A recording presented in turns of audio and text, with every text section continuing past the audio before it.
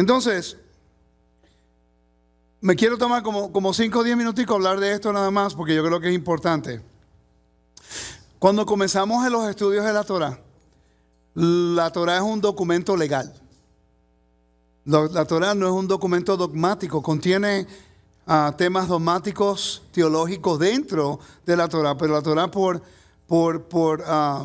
naturaleza fue escrita en un documento legal que requiere un gobierno, un sistema gubernamental. Tiene un rey, tiene sacerdocio, tiene un templo, tiene jueces, y todos tienen 3 diferentes de corte, de 3, de 21, de 23 y 71. ¿Ok? Entonces, cuando estudiamos las Escrituras y estamos tan removidos del mundo en la cual fue escrito la Biblia, yo estudio el Antiguo Medio Oriente con el propósito no de minimizar las Escrituras, sino de tratar de entender el contexto de la narración bíblica en ese momento. Para eso, we use scholarly sources, que son fuentes académicas. Yo vi este artículo, me gustaría leérselos, ¿ok? Dice: debido al nivel de autoridad y credibilidad evidente en las fuentes académicas, contribuyen en gran manera a la calidad general de sus artículos. Por ejemplo, el uso de las fuentes académicas es un atributo esperado del trabajo de los cursos académicos. En todas las disciplinas, el conocimiento se construye respondiendo a las ideas y descubrimientos de los que nos precedieron. Los artículos de revistas académicas son únicos en el sentido de que requieren que los autores documenten y hagan verificables la fuente de los hechos, ideas y métodos que utilizaron para llegar a sus ideas y conclusiones. Los artículos académicos también se esfuerzan por identificar y discutir los méritos de las explicaciones y puntos de vista alternativos para que las posiciones se puedan defender. Por eso es que hay peer review. Yo escribo un artículo, escribo un libro, otro educador lo hace, y empezamos a comparar ideas y empiezan a comparar información y llega a un consenso. ¿Ok? Dice, este es el caso en aquellos con conocimiento de un tema, por ejemplo, un profesor, así como de aquellos que recién comienzan a aprender sobre un tema. ¿Ok?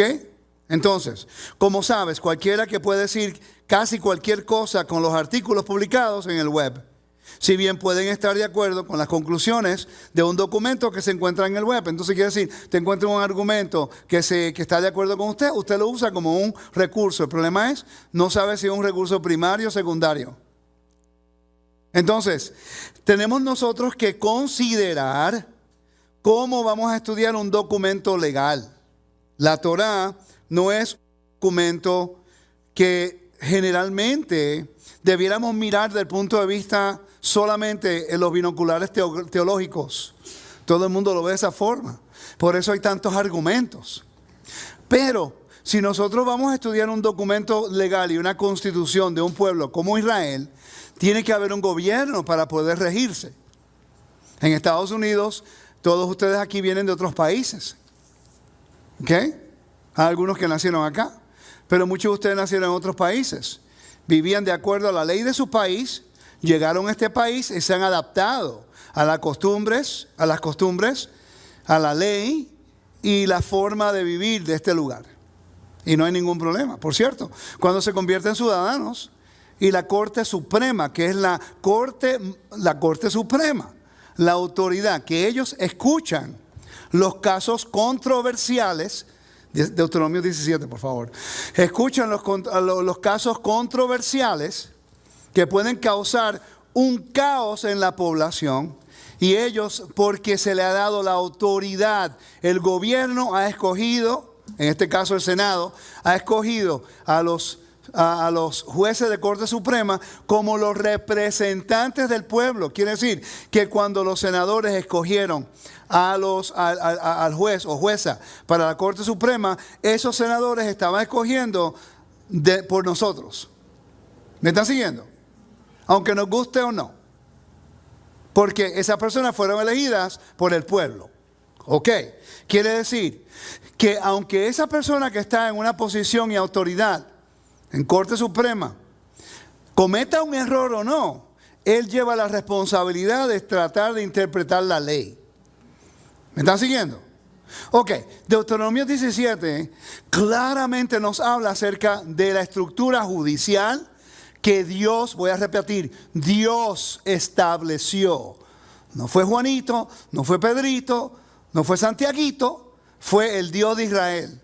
Que Yeshua se sometió plenamente a todo lo que ocurrió, que salió del Sanedrín porque era legal, aunque a usted le guste o no. Ahora, hay una confusión dentro del cuerpo del Mesías en la cual se dice que el Sanedrín estaba corrupto en el primer siglo. Eso es falsedad.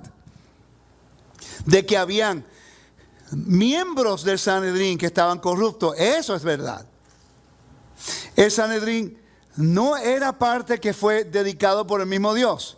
Vamos a Deuteronomio capítulo 17, versículo 1 al versículo 11, por favor. No ofrecerás en sacrificio a Adonai tu Elohim buey o cordero en el cual haya falta alguna cosa mala, pues es abominación a Adonai tu Elohim. Cuando se hallara en medio de ti, en alguna de tus ciudades que Adonai tu Elohim te da, hombre o mujer que haya hecho mal ante los ojos de Adonai tu Elohim, traspasando su pacto, que hubiere ido y servido a dioses ajenos, y se hubiera inclinado a ellos, ya sea a sol o a luna o a todo ejército del cielo, lo cual yo he prohibido, y te fuere dado aviso, y después que oyeses y hubieres indagado bien, la cosa pareciera de verdad cierta, que tal abominación ha sido hecha en Israel, entonces sacarás a las personas, sacarás a tus puertas al hombre o a la mujer que hubiera hecho esta mala cosa, sea hombre o mujer, y los apedrearás y así morirán. Por dicho de 2 o 3 testigos morirá el que hubiere de morir. No morirá por el dicho de un solo testigo. Quiere decir que esto es un caso judicial. Tienen que haber un juez, tienen que haber testigos, tiene que haber un procedimiento judicial. ¿Estamos claros en eso? Gracias al Padre por ese orden, porque si no todo el mundo estuviera al garete haciendo lo que le da gana, pegándole pedras a cada persona. Esto no se puede llevar a cabo hoy aquí, porque no estamos en Jerusalén, no estamos en una teocracia. Seguimos, versículo 7 en adelante. La mano de los testigos caerá primero sobre él para matarlo, después la mano de todo el pueblo. Así quitarás el mal de en medio de ti. De ahora comienza la importancia de lo que es un cuerpo judicial que Dios, el mismo Elohim, estableció como legal. Ok, vamos a seguir. Cuando alguna cosa te fuere difícil en el juicio, entre una clase de homicidio y otra, entre una clase de derecho legal y otra. Entre una clase de derecho legal u otra. Pregunta, ¿cuántos de nosotros aquí y en las redes somos expertos en la ley? Vamos a retarnos. No. Vamos a ver pues. Sí, porque todo el mundo tiene una opinión acerca de la ley. Pero ¿cuántos mandamientos positivos, cuántos mandamientos negativos? ¿Cuánto se aplica para la tierra, cuánto se aplican a las mujeres? ¿Cómo se ejecutan si alguien trae un testimonio falso en contra de una persona? ¿Qué le pasa a esa persona? ¿Y cómo ejecutamos el juicio? ¿Quiénes son los testigos? ¿Y quiénes son aptos para el testigo? Para ser un testigo. Hay personas que están enseñando la ley y descartan los recursos y la autoridad que el mismo Dios estableció para poder interpretar la ley, porque nosotros ni hablamos hebreo, ni vivimos en Israel, ni sabemos la cultura, ni sabemos cómo ellos funcionan. Yo creo que es un poquito arrogante en nuestra parte nosotros descartar el gobierno de Dios y pretender ser parte del reino de Dios, cuando el reino de Dios tiene un orden. Si alguien hace algo en esta congregación, yo no puedo ejecutar juicio, yo no soy el pastor. Yo estoy facilitando con un rol como maestro. Ya, esa es mi función. Usted tiene quejas de los pastores, hablen con él, no me vengan a llamar a mí. Porque yo lo voy a defender a ellos. Mi función es como maestro, no para imponer mi autoridad sobre esta congregación, porque esa no es mi función. ¿Me siguen? Hay un orden. De repente si hay un problema entre los hermanos, pues van donde los pastores y ahí se toman unas decisiones que está basado en lo que ocurrió, ¿no? Ok, continúe. Leas esa parte de nuevo, por favor. Cuando alguna cosa te fuere difícil en el juicio, entre una clase de homicidio y otra, entre una clase de derecho legal y otra, y entre una clase de herida y otra, en negocios de litigio en tus ciudades, entonces te levantarás y recurrirás al lugar que Adonai tu Elohim escogiere. Entonces, por eso es que yo tengo problema con todos los argumentos de Pesaj.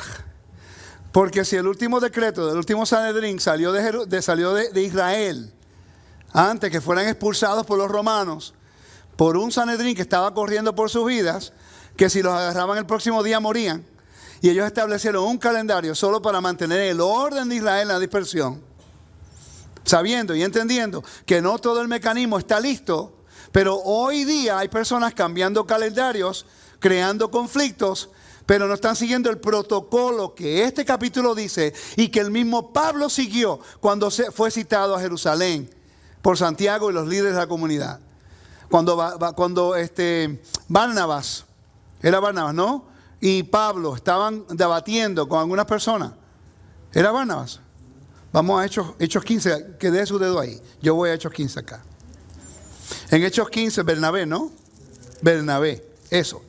¿Ok? Bernabé, mira lo que dice aquí. Entonces algunos que venían de capítulo 15, versículo 1, dice, entonces algunos que venían de Judea enseñaban a los hermanos, si no circuncidar conforme al rito de Moisés, no puede ser salvo. Ya hemos hablado de eso. Como Pablo y Bernabé tuviesen una discusión y contienda no pequeña con ellos. Quiere decir que estas dos personas estaban discutiendo cosas legales, porque esto es para estar incluido en el reino. Esto no es cualquier cosa religiosa. Esto es algo legal, porque traía una identidad y una herencia. Tú no puedes pedir herencia si no tiene una racionalidad o no tiene un derecho legal. Ok, entonces dice, como Pablo y Bernabé tuviesen una discusión y contienda no pequeña con ellos, se dispuso que subiesen Pablo y Bernabé a Jerusalén y otros de ellos a los apóstoles y a los ancianos para que traten la cuestión. Subieron a Jerusalén. Están guardando Deuteronomio 17. Después que Yeshua murió y resucitó.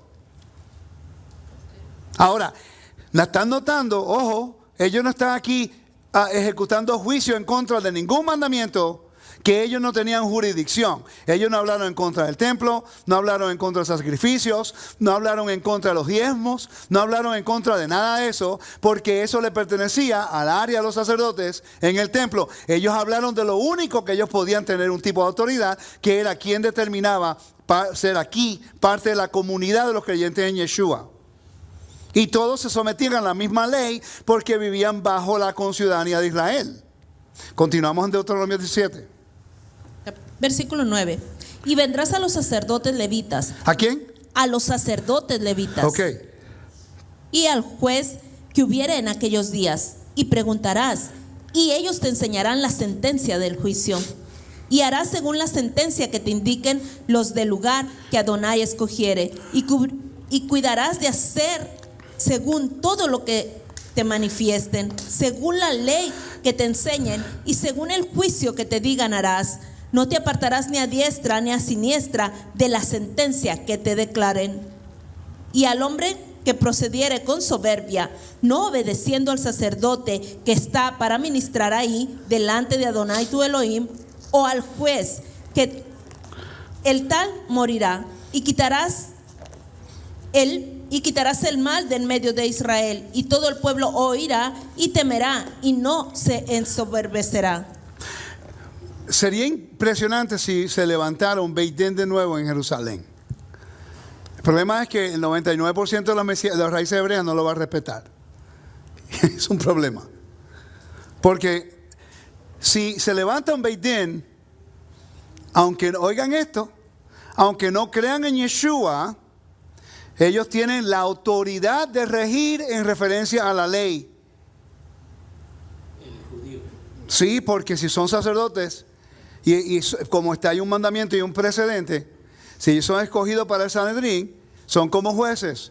¿Cuántos de los de la Corte Suprema de los Estados Unidos creen en Yeshua? No sabemos. Bueno, un momentico.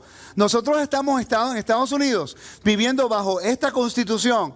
Decimos no creemos a nadie que no crea en Yeshua, pero estamos permitiendo personas que no tienen temor de Dios que uno sepa, ¿no? Interpretar la ley y la constitución.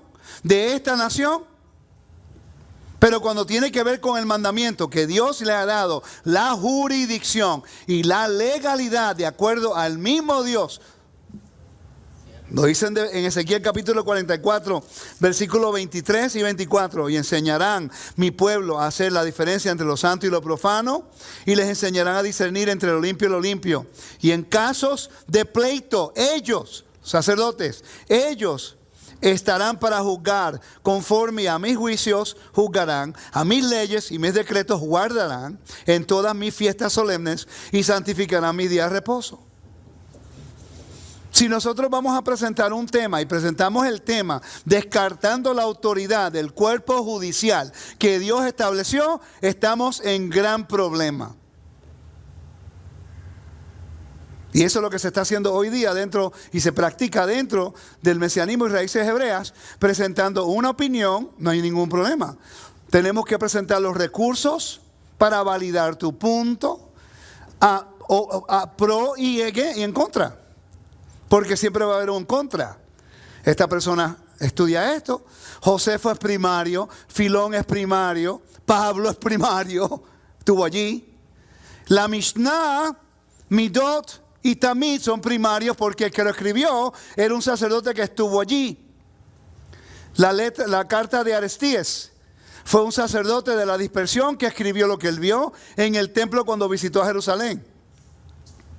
Esos son primarios. Estuvieron más cerca de lo que y lo pudieron percibir y ver. Yo no puedo usar un libro de una persona que nunca estuvo, nunca vio y nunca ha considerado esa información para llegar a su conclusión. Eso no es good scholarship. Buena forma educativa de enseñar. Y por eso perdemos credibilidad. Un cristiano tiene una maestría, un doctorado, y aunque no sepa nada, el título le da acceso a llegar a otros lugares. ¿Por qué? Porque la persona piensa que se ha preparado en esa área. ¿Me sigue? Y no es que uno tiene que estar buscando títulos para ser importante, no. Cuando Dios llama. Y te equipa, y te ayuda, y te facilita, y te levanta las puertas. ¿Sí? Te abre las puertas, ¿no? Uno no necesita un título para enseñar la Torah. Yo no estoy hablando de eso. Pero si vamos a enseñar la ley, por lo menos, apréndete los 613 mandamientos de la ley. Un juez puede ser de la Corte Suprema y ejecutar juicio o, no juicio, sino de interpretar la ley como la Corte Suprema si no conoce la Constitución. Entonces, ¿cómo nosotros nos podemos parar aquí y predicar y enseñar y tener opiniones, cambiar, dividir, separar y crear caos cuando no conocemos ni los mandamientos? Por eso yo comencé de nuevo. Vamos a aprender los mandamientos. Porque yo quiero regresar a mi raíz. Lo hice muchos años atrás. Quiero volver porque tengo más información. Una información que ha sido un poquito validada y otra que he tenido que adaptarme, he tenido que cambiar. Y decir, wow, 10 años atrás no sabía esto. Voy ahora a añadirle porque he validado, he buscado los recursos del momento, primarios y secundarios. Y podemos validarlo para entonces poder tomar una mejor decisión a cómo ver las Escrituras. Porque, repita conmigo, las Escrituras fueron escritas para nosotros, pero no a nosotros. No éramos la audiencia original. Y cuando vemos, y estoy hablando específicamente a mis estudiantes, hoy es corrección para mis estudiantes. Si te llaman mis estudiantes, imita al maestro. ¿Ok? Y tengo que hacer la salvedad, porque se está saliendo un poquito ya de la línea. Si dice que estudian conmigo, yo cito primeros y segundos recursos y no minimizo recursos para establecer mi primicia. Yo soy muy honesto con establecer todo el ángulo, mirarlo todo, estudiarlo todo, verificarlo todo y después mi posición basada en la evidencia, siempre entendiendo que si yo tengo que cambiar y adaptarme, es basado a nueva información que me ayuda a entender lo que yo no entendía en este momento. Por eso yo siempre digo que validen lo que yo les diga, no crean lo que yo digo. Si yo estuviera tan seguro y estuviera hablando de mi opinión, no dijera eso. Pero como yo valido la información y la puede buscar, no me molesta que usted la busque. De repente usted busca otro libro que yo no tengo, valida información y le añade a la mía y me puede ayudar a ser mejor maestro. Pero enseñando, minimizando recursos primarios, no eres mi estudiante, porque yo no hago eso. Y los que quieren estudiar conmigo, por favor, alíñense entonces con la metodología que yo uso. Porque entonces el nombre del Eterno se avergüenza si usamos cosas incorrectamente y nos cae vergüenza a los estudiantes, al maestro y también al que estamos tratando de servir. Que esa es la razón por que yo uso los recursos para hacer contener credibilidad con la audiencia, que ahora el Eterno me ha abierto puertas en clases de doctorados en una universidad, porque encontraron que estoy citando los recursos y nunca habían oído la Torá en el punto de vista que estoy enseñándolo del antiguo Medio Oriente. Ahora los cristianos se están abriendo la mente, porque ellos quieren la evidencia. A un educador no le interesa su opinión. Ellos quieren la evidencia. ¿Ok? Un arqueólogo me dijo algo a mí, ella se llamaba Ilah Mazar, una de las pioneras de lo que es la arqueología moderna. El abuelo de ella se llamaba Benjamín Mazar, doctor Benjamín Mazar. Fue los primeros que excavó en el monte del templo en 1967. ¿Ok? Ella me dijo, la evidencia establece la verdad. Y eso nunca se me ha olvidado. Si queremos hacer un punto de vista y establecer nuestra primicia para que la acepten, cita todos los recursos, evalúa la información y preséntala. Porque en realidad no estamos aquí para convencer a nadie, solamente para compartir la información. Amén. Si descartamos el sistema judicial que Dios estableció, y si hablamos en contra de la Mishnah, si nunca la leemos, vamos a entrar en problemas. Porque el Nuevo Testamento no fue escrito a mí, a puertorriqueño que vive en Estados Unidos, pues, ni a un mexicano que vive en Estados Unidos. El Nuevo Testamento fue escrito en un ambiente, en una cultura, con unos idiomas y unas leyes muy diferentes a las que llevamos hoy. A la audiencia, ¿quién conoce las 12 tablas del Imperio Romano? Las 12 tablas es como la constitución de ellos. ¿Qué es culto imperial? ¿Qué es la ley de Roma? O sea, leemos las cartas de Pablo y nunca consideramos a quién era Pablo. ¿Sabían ustedes que habían diferentes tipos de ciudadanías? ¿Me las pueden mencionar, pues? Porque hablamos del Nuevo Testamento como si supiéramos todo, pero no sabemos la base. Es como yo hablar de taquitos y yo no sé hacerlos. Yo lo único que sé es comérmelo con la salsa verdecita así bien buena que sabe. O las costillitas de... Oh. ¿Tiene sentido lo que estoy hablando? Y la razón por qué menciono esto es porque estamos entrando en la cual muchas personas se están levantando con el deseo de enseñar. Amén. Aleluya. Yo le doy, regalo libros, facilito tiempo y usted lo sabe.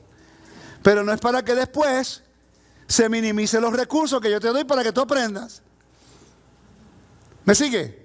Yeshua nunca hizo eso. Yeshua siempre le dijo a la mujer, al hombre samaritano que le dijo, ahora preséntate al sacerdote como la ley de Moisés dice. ¿Y por qué no cambió la forma de hacer las cosas? Él es el Mesías. No tiene que hacer nada. Yo soy Mashiach, el Hijo de Dios. Yo soy infalible. Nadie puede decir nada en contra mío. No tiene que ir a ningún lado. Lo dije yo, punto. Primero, él no era juez. Él no era sacerdote. Y yo sé que eso es difícil para gente asimilarlo. Porque hay una noción que dicen que si Yeshua, el Hijo de Dios, él podía hacer lo que quería, cuando él no. Él vino a seguir la Torá. Aunque es el Hijo del Todopoderoso, el hecho de que es el Mashiach es que siguió la Torá y lo obedeció y enseñó a obedecerla.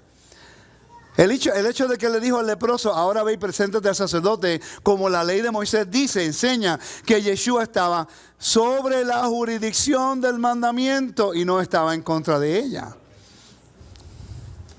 Entonces Yeshua va a morir, resucitar para enseñarle al pueblo que vaya en contra de lo que él no estuvo de acuerdo, con lo que él no estuvo de desacuerdo cuando estuvo vivo, antes de la resurrección. Es ilógico. Es ilógico.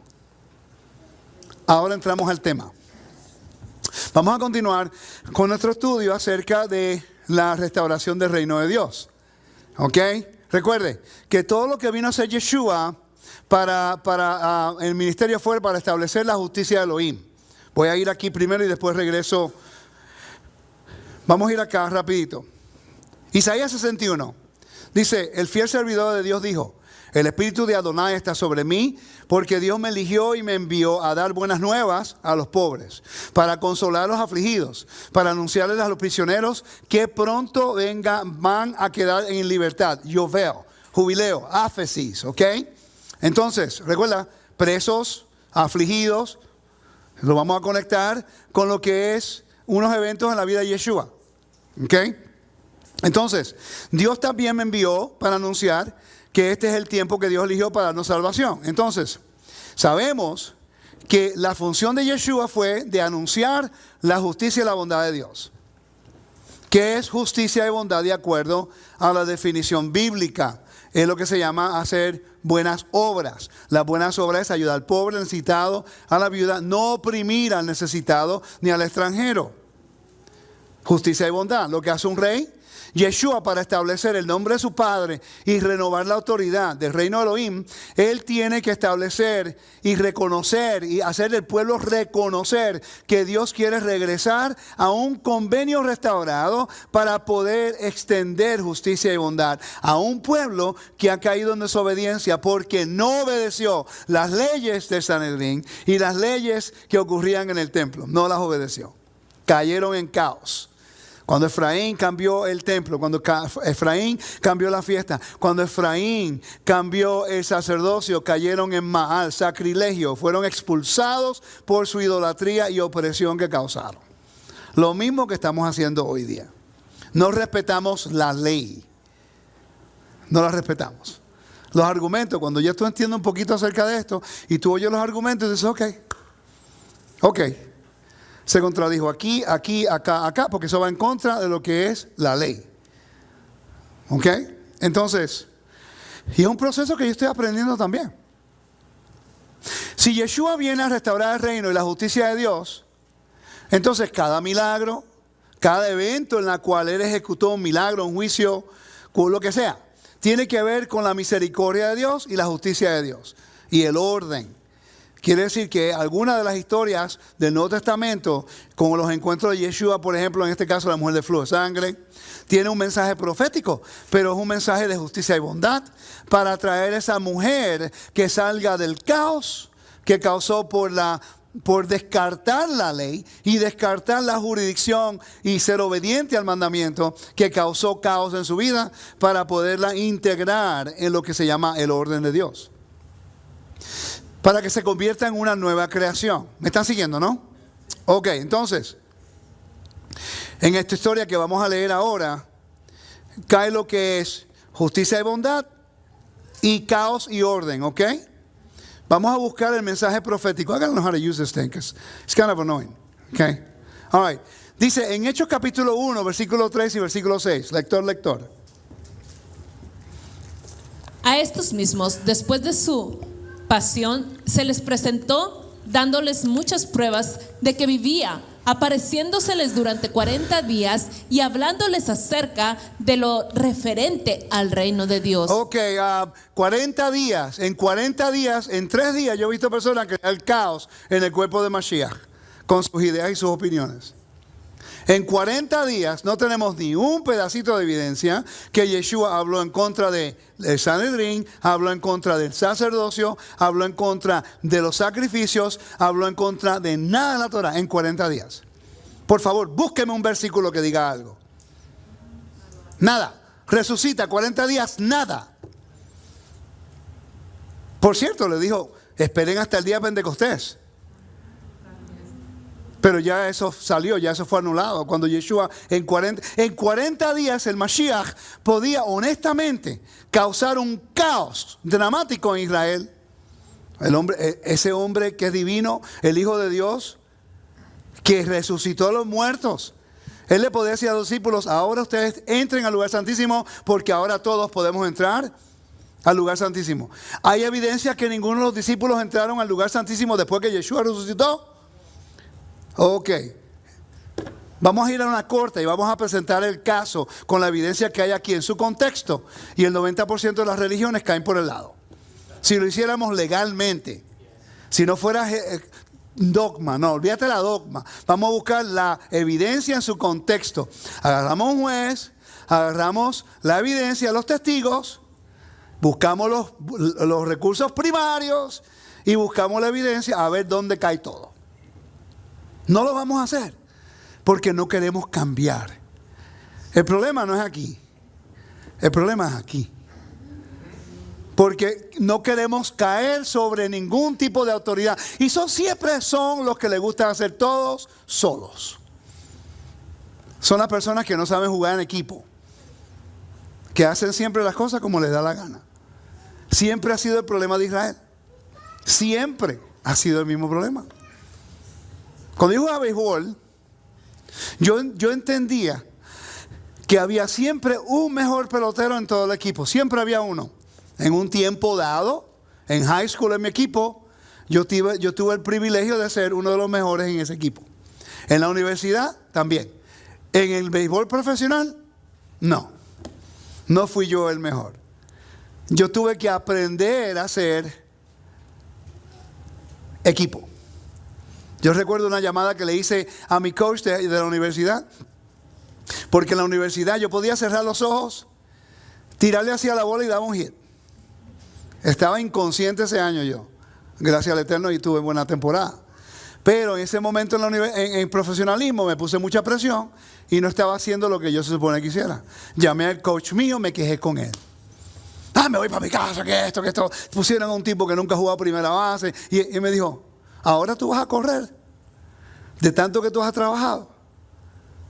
Ahora es cuando tú tienes que llegar más temprano y quedaste más tarde. Tienes que trabajar más fuerte y siempre pensar que vas a jugar. Y si no juegas, te preparas como si estuvieras jugando. La práctica es tu juego. Y yo lo agarré ese ejemplo. ¡Wow!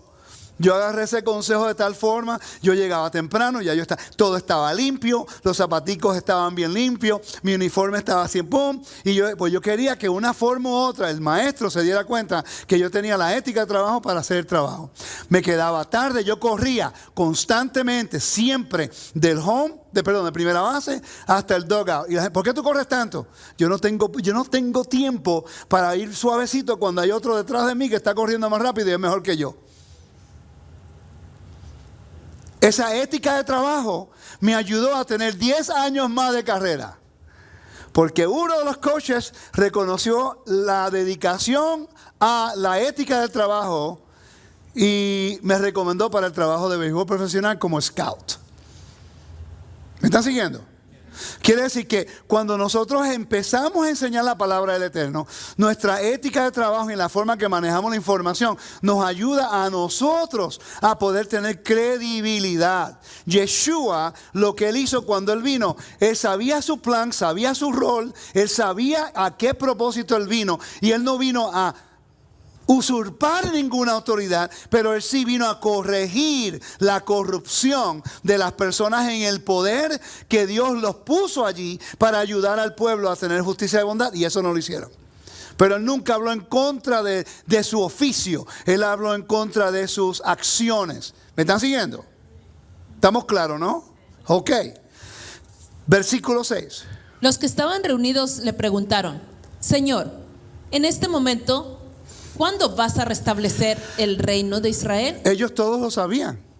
¿Cuándo vas a restablecer el reino de Israel? ¿Qué tiene que ver con el reino de Israel? Las 12 tribus restauradas con un rey de la tribu de David.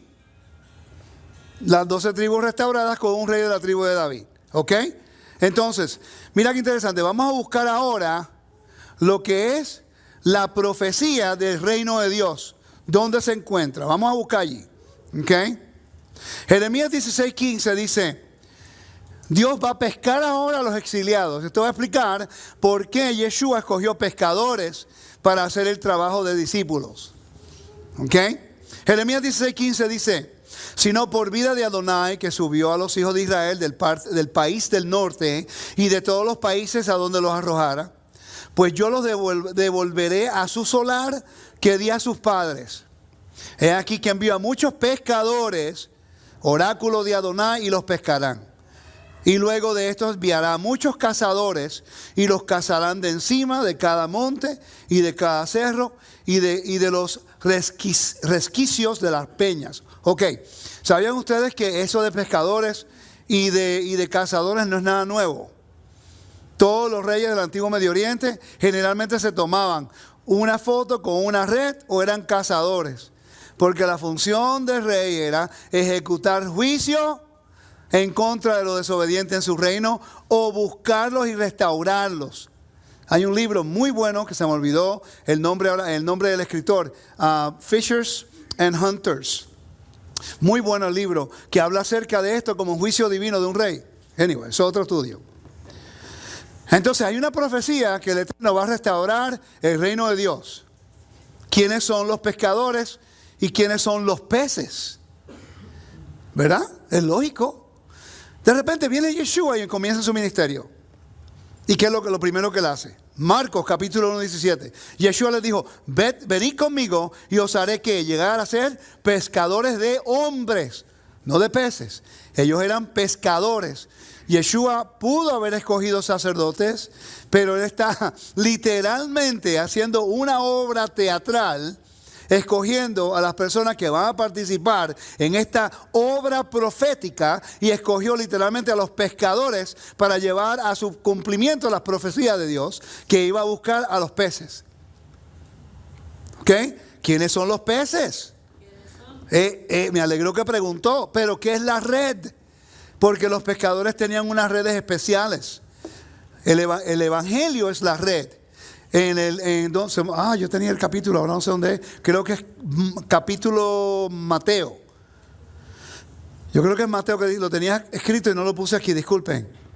Dice en el versículo 47, el reino de Dios, las 12 tribus, se parece a una red de pescar. Mira qué interesante. Ahora, ¿qué representa el mar? El mar representa el muerte, el inframundo, el caos, el exilio, fuera del espacio sagrado. Ok, mira qué interesante.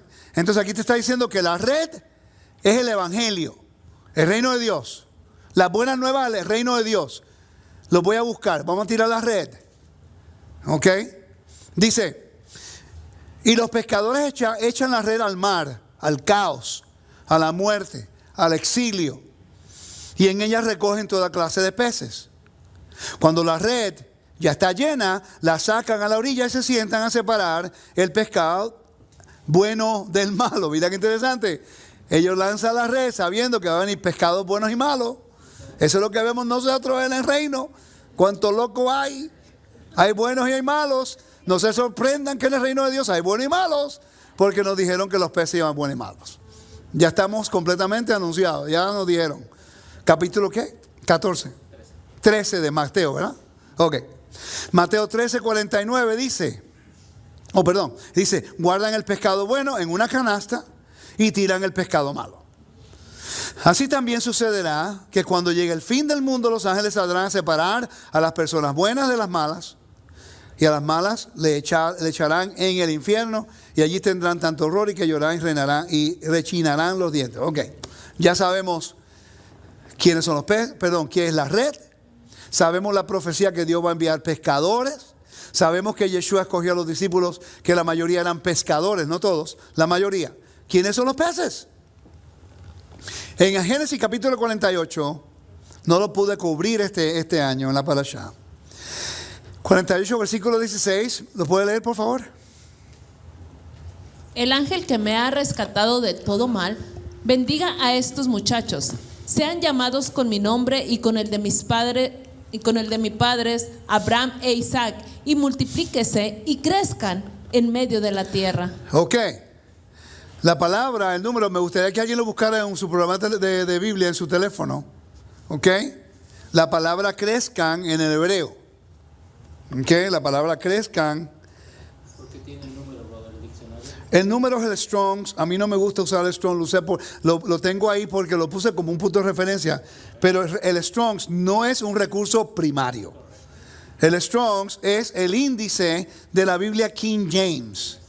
No quiere decir que no se puede utilizar, sino que la Biblia King James en inglés Strong's, él puso el diccionario para que la gente entendiera cómo se utilizó el hebreo en esa Biblia.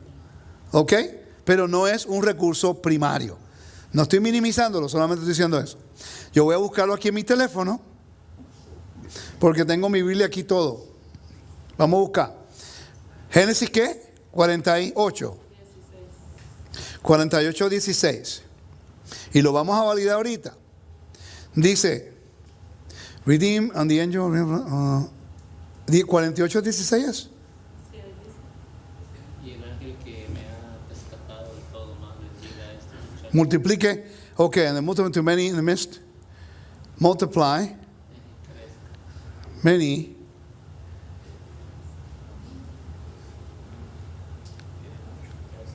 ¿Cómo? Y crezcan en la ¿Dónde dice?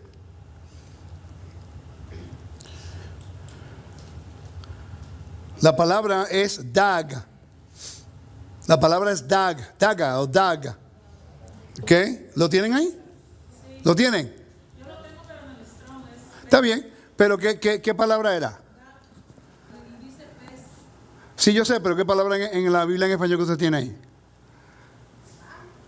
En español, en la Biblia. En la Biblia en español, ¿cuál es la palabra que usa? Mist of the earth. Many. En esta dice,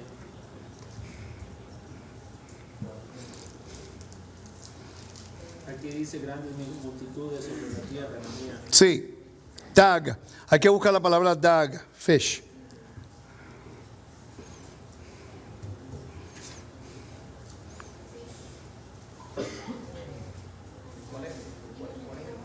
Ya lo tengo.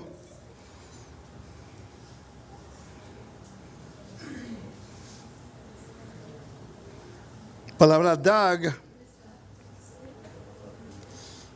¿Cómo fue? ¿Están buscando?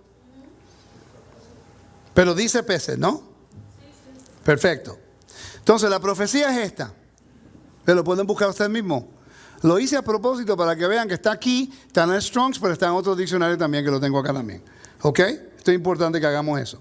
Entonces, en Génesis capítulo 1, versículo 26 dice, y dijo Dios, hagamos al ser humano a nuestra imagen y semejanza, a nuestra imagen como semejanza nuestra, y manden en los peces. La palabra peces en Génesis 1:26 es la misma que la palabra crezcan en esta versión en el libro de Génesis capítulo 48, 16. Sí, eso es lo que te digo, que tú lo ves en español, lo ves porque el pez se multiplica. ¿Cómo? Fructificar, o que se fructifique en la tierra. Es la palabra dag, que le llaman peces, o se multiplica rápidamente. Es interesante que en el diluvio la tierra fue un juicio divino, pero los peces no fueron malditos en ningún momento. ¿Ok? Anyway, entonces, ya estamos claros que es la red. ¿Me está siguiendo? ¿Ok? Que es la red. La profecía en Génesis capítulo 48 es en referencia a ¿qué dos personas? Es la bendición que dio Jacob ¿a quién? A Efraín y Manasés. Eso explica por qué no escogió a Manasés para darle la doble porción, sino a Efraín, porque Manasés su nombre significa made to forget, hacer olvidar, mientras que Efraín es el fructífero, porque en hebreo uno vive por su nombre. ¿Ok? Entonces, ahora vemos que la bendición de Efraín y Manasés, Dios le da la bendición de ser fructíferos basado en su nombre, y a ellos ahora se le da una herencia. Y ellos fueron los que tiraron la herencia por el lado cuando Jeroboam, como le leí hace 2 semanas atrás, él permitió que todas esas abominaciones ocurrieran para cambiar todas las cosas santas. Cambió todas las cosas santas y causó el exilio en las naciones. Cambió todas las cosas santas, las fiestas, el templo, el sacerdocio. Hello.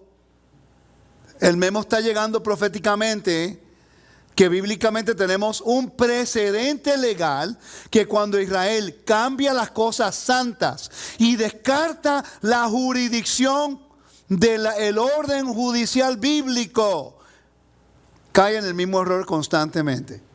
Ok, entonces, sabemos quién es, representa la red. Sabemos por qué Yeshua escogió los pescadores. Sabemos por qué Yeshua comenzó en Galilea, porque Galilea es Galilea de los gentiles, donde estaban los israelitas, efraimitas mezclados con los asirios. Sabemos que Israel está en una condición pésima, una condición física y espiritualmente derrotado. Son rechazados por los judíos de Judea y están rechazados por la población. En el comentario de Yehezkel, ese es el comentario de ArtScroll de la Biblia, el libro de Ezequiel, nos habla acerca de Ben Adam. Los haré pescadores de hombres. Sabemos por qué son pescadores. Sabemos a qué hombres va a pescar. Que está hablando acerca de los hijos de Efraín, que se han multiplicado en toda la tierra. Cuando habla de los hijos de Efraín, se incluye las 9 otras tribus, porque Jeroboam las unificó y se creó un reino que se llamaba los efraimitas. La casa de Israel. ¿Me están siguiendo? Ok. En el comentario, en la página 30 de este comentario que yo tengo en mi casa, dice Adam and Ben Adam. Son 2 nombres, Adán y el hijo de Adán. Retaining the mission. Dice, true, Yehezkel embodied the suffering of his generation, but he also embodied the greatness of his mission. All the prophets, todos los profetas, todos, God confers a unique title upon Yehezkel.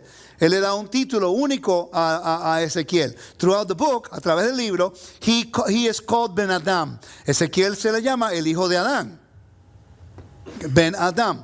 The nation of Israel is entitled Adam. La nación de Israel se le llama Adam. You, Israel, are Adam. Okay? Tú, Israel, eres Adán. The family of Israel in its entirety is Adam. Capítulo 36, versículo 10. La familia de Israel en su completa se llama Adán. ¿Me están siguiendo? Porque Israel se supone que sea a la imagen de Adán. Quiere decir, cuando Yeshua dice, te haré pescadores de hombres, los judíos entienden que en el contexto que él lo dijo, en ese momento, no estaba hablando a las naciones, estaba hablando a Yeshua, en Mateo 4:19. Cuando Yeshua dijo, les dijo, venid conmigo y os haré pescadores de hombres, en el contexto que él dijo, en ese momento, en ese contexto, no estaba hablando de los gentiles, estaba hablando de los israelitas. Porque la justicia de Dios vino primero a la casa de Dios y después se expande de adentro hacia afuera. Okay, no quiere decir que no hay cabida para las naciones, porque en Abraham todas las naciones iban a ser benditas. Pero ¿cómo es posible que yo puedo ministrarles a ustedes si mi casa está completamente en caos? Ok, continuamos. Pablo habló acerca de los exiliados y su restauración. Ok, vamos a seguir. Isaías 49, versículos 5 y 6. ¿Alguien lo puede buscar, por favor? Lector. Isaías 49, versículos 5 y 6. El Rambam, que es la autoridad de judaísmo en referencia al templo en la Edad Media, es un recurso, ¿ok?, secundario para nosotros, para el judaísmo primario. ¿Estamos claros? Ok. Isaías 49:5. Ahora pues, dice Adonai, el que me formó desde el vientre para ser su siervo, para hacer volver a él a Jacob y para congregarle a Israel. Porque estimado seré en los ojos de Adonai y el Elohim mío será mi fuerza. Dice, poco es para mí que tú seas mi siervo para levantar las tribus de Jacob y para que restaures el remanente de Israel. También te di por mi luz de las naciones, para que seas mi salvación hasta lo postrero de la tierra. Quiere decir que Efraín y Israel tenían una función, para que fuera luz a las naciones. Si ellos no hacen esa función, Yeshua tiene que restaurar esa luz.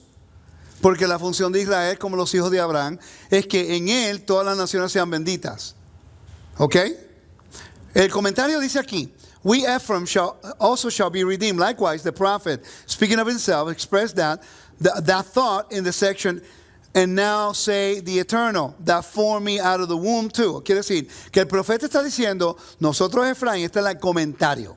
En nosotros Efraín, como dice el profeta, hablando del mismo, expresa el pensamiento en la sección, como ha dicho el Eterno, como que me ha formado en el vientre. Quiere decir que ellos entienden que esos versículos que estamos hablando en Isaías 49 se refiere a la dispersión. También consciente de eso.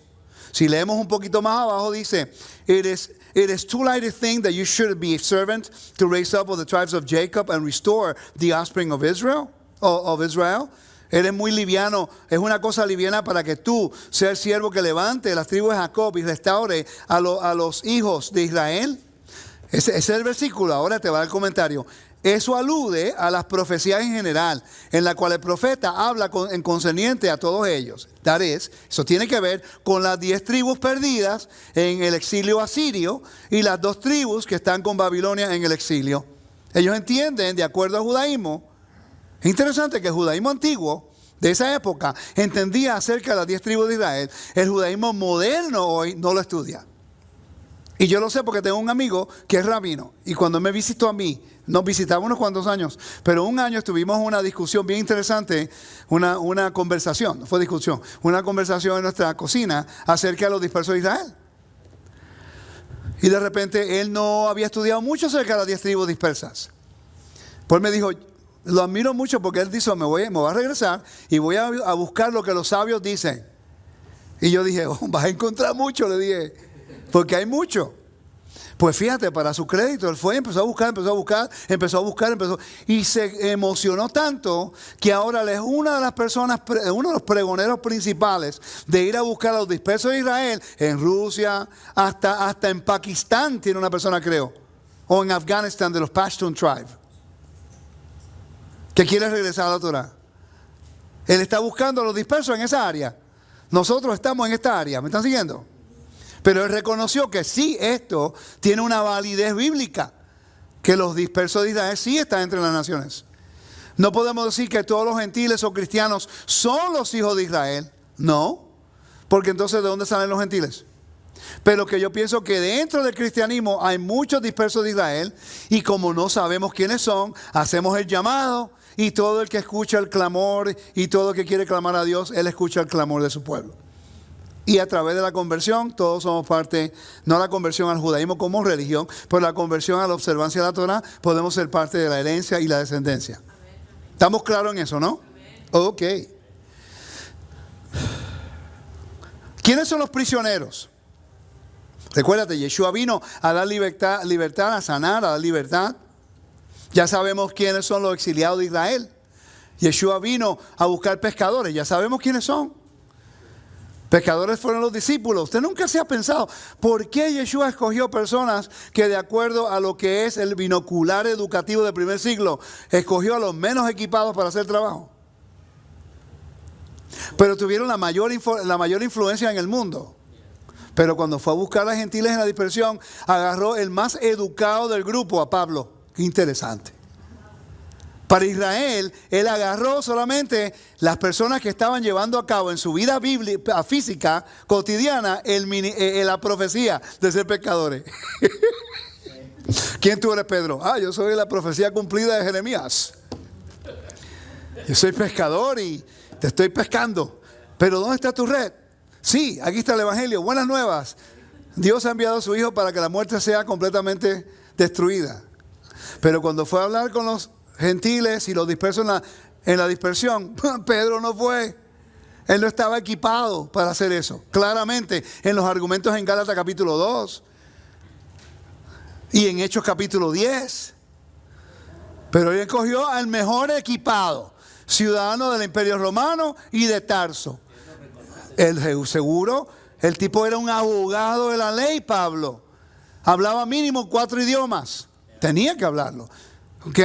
Su lenguaje en Tarso, hebreo, el griego y el latín, y de repente arameo también. Yo no sé porque no lo conozco. Cuando lo vea en el reino le voy a preguntar. Oye, Pablo, ven acá. ¿Cuántos idiomas tú hablas, mijo? No creo.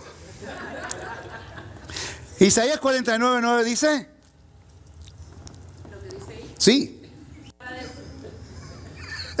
¿Qué pasó? Para decir a los presos, salid, a los que están en tinieblas, mostraos, por los caminos pasarán y en todos los calveros tendrán pasto. Ok, entonces Israel se convierte en prisioneros.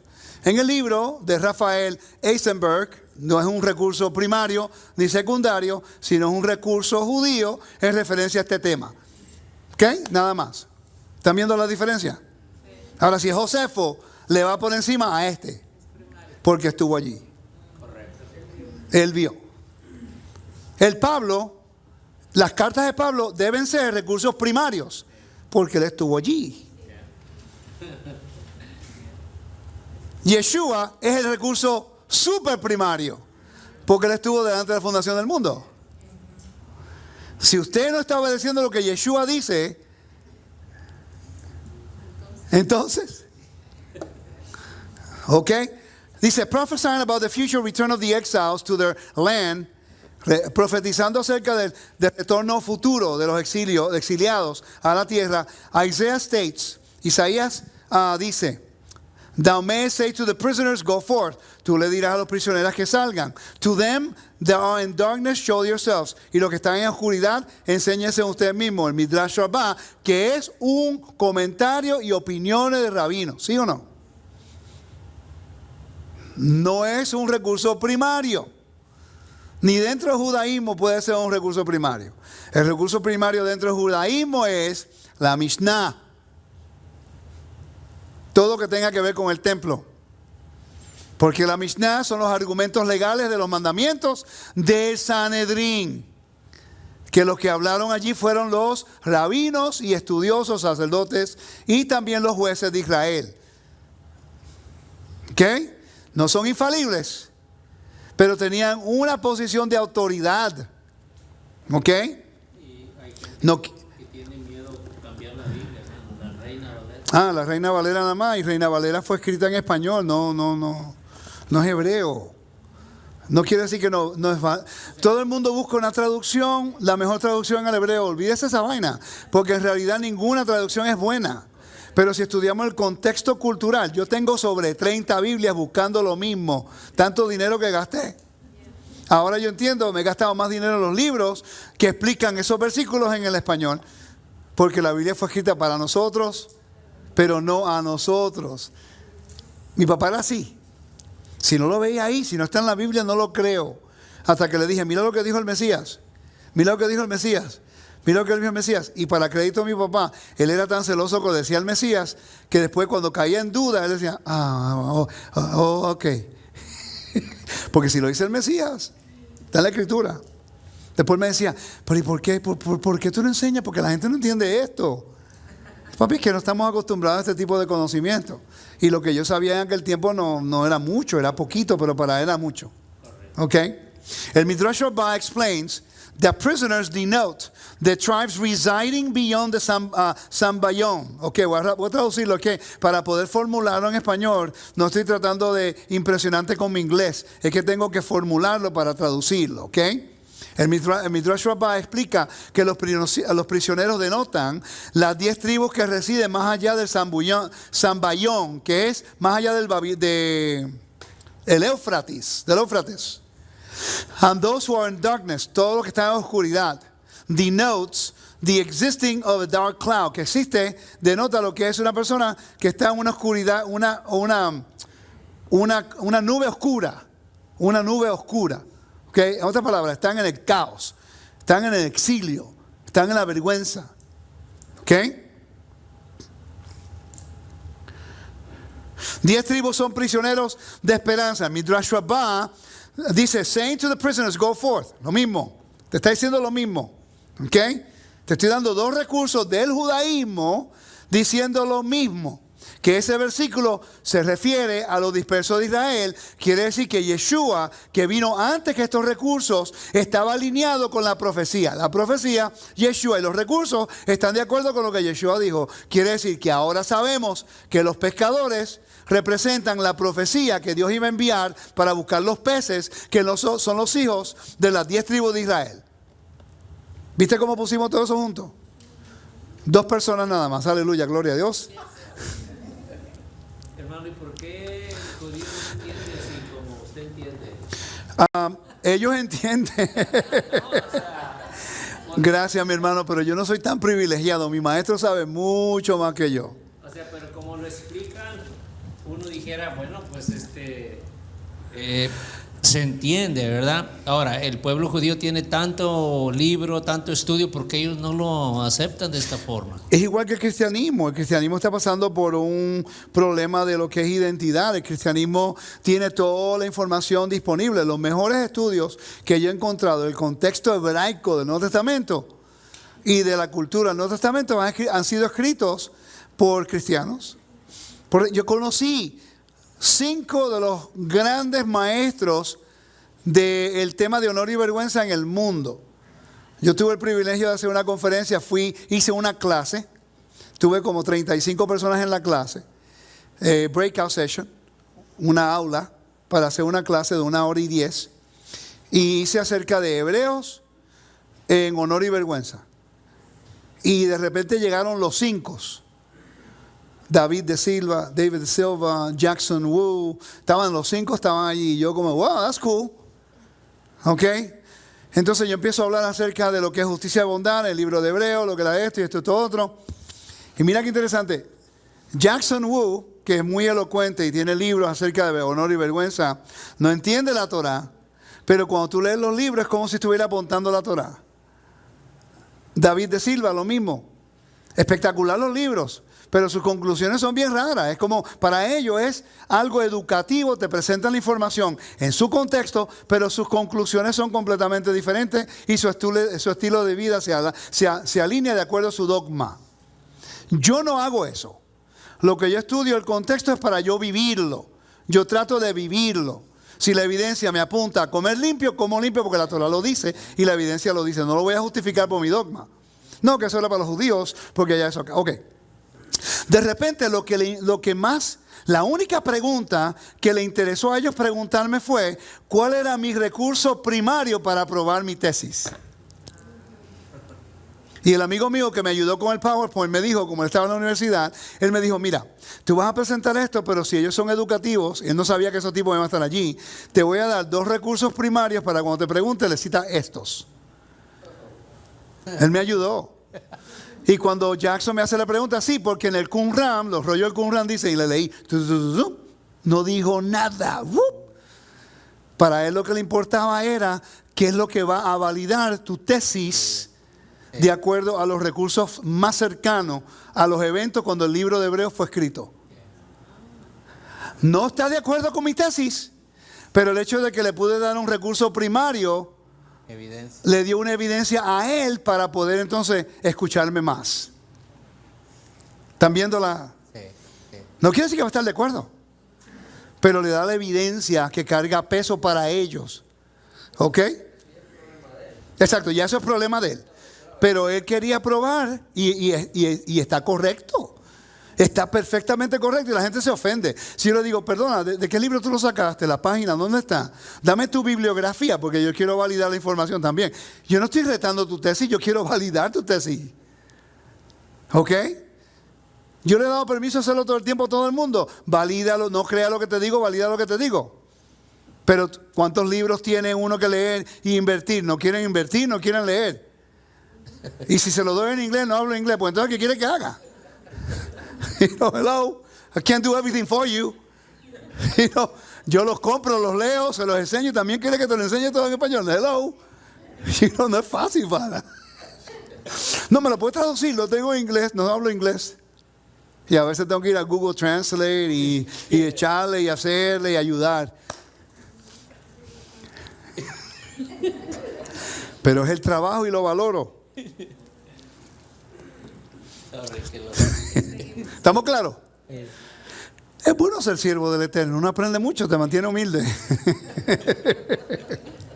¿Qué aprendimos hasta el momento? Había una profecía en Jeremías que Dios iba a enviar mensajeros, iba a enviar pescadores y cazadores y Yeshua comienza su ministerio en el mar de Galilea, donde estaban el lugar donde están las 10 tribus de Israel dispersas, y allí él agarra pescadores. La red representa el evangelio, el reino de Dios, las buenas nuevas, las 12 tribus, y los peces representan a las 10 tribus de Israel que están en el mar, en el caos, en la muerte, en el exilio. Hello. Ahora como que la gente quiere, no, profecía, aquí está la profecía. Y no tuve que decir, ha dicho el Señor. Porque ya yo lo dije cuando te leí Jeremías capítulo. Cuando regresé leyendo de Jeremías, ¿qué dijo? El Señor dijo. Isaías, el Señor dijo. Yo no digo que no creo en lo que es profecía, no estoy diciendo eso. Pero ¿cuántas personas se llaman profetas y dicen cuántas loqueras? Y nadie dice nada.